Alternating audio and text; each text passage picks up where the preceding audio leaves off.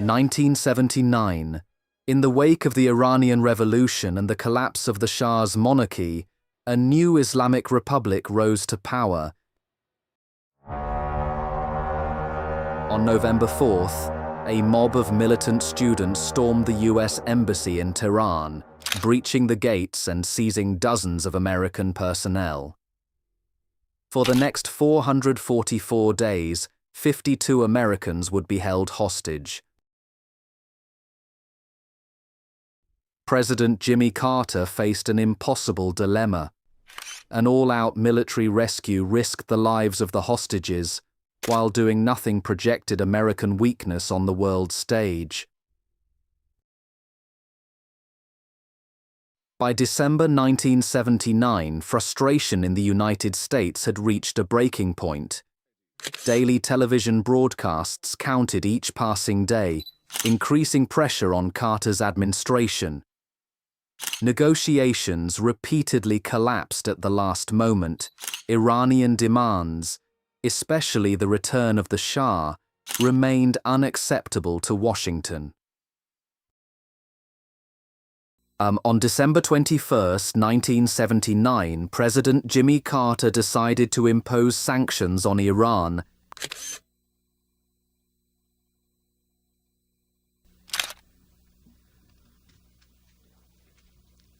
From the first day the American embassy was invaded and our diplomatic staff was seized as hostages by Iran, we have pursued every legal channel available to us to secure their safe and prompt release. On at least 4 occasions, the world community, through the United Nations Security Council and through the International Court of Justice, has expressed itself clearly and firmly in calling upon the Iranian government to release the American hostages. Yet Iran today still stands in arrogant defiance of the world community. It has shown contempt not only for international law, but for the entire international structure for securing the peaceful resolution of differences among nations. In an irresponsible attempt at blackmail, to which the United States will never yield, kidnappers and terrorists, supported by Iranian officials, continue to hold our people under inhumane conditions. With each day that passes, our concern grows for the health and for the well-being of the hostages. We have made clear from the very beginning that the United States prefers a peaceful solution, in preference to the other remedies which are available to us under international law. For a peaceful resolution to be achieved, it is now clear that concrete action must be taken by the international community. Accordingly, I have decided to ask for an early meeting of the United Nations Security Council to impose international economic sanctions upon Iran under Title VII of the United Nations Charter. The government of Iran must realize that it cannot flaunt with impunity the expressed will and law of the world community. The Security Council must act to enforce its demand that Iran release the hostages. The world community must support the legal machinery it has established so that the United Nations and the International Court of Justice will continue to be relevant in settling serious disputes which threaten peace among nations.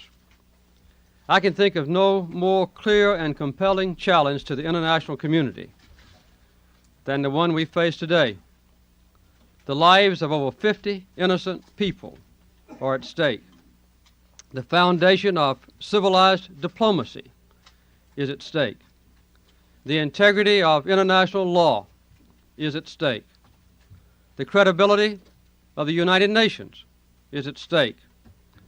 And at stake, ultimately, is the maintenance of peace in the region. As we call on the Security Council to act on behalf of international law and on behalf of peace, We again call on the government of Iran to end this crisis by releasing the hostages without delay. And now, because our holy days approach, a time to think of peace, I would like to add a few special words for the American people. Indeed, the people of goodwill in all countries, including Iran, who share concern for 50 innocent human beings who hope themselves for peace and for the salvation of their lives.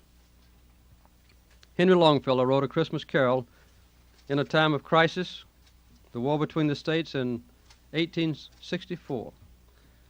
Two verses of that carol particularly express my thoughts and prayers, and I'm sure those of our nation in this time of challenge and of concern and of crisis.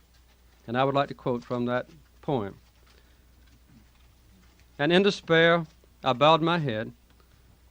There is no peace on earth, I said. For hate is strong and mocks the song of peace on earth, goodwill to men. Then pealed the bells more loud and deep. God is not dead, nor does he sleep.